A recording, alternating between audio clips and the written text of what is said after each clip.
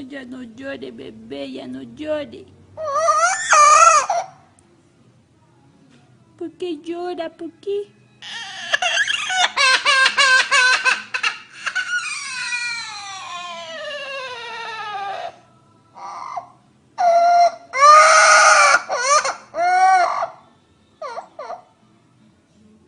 Ya no llore, ya no llore.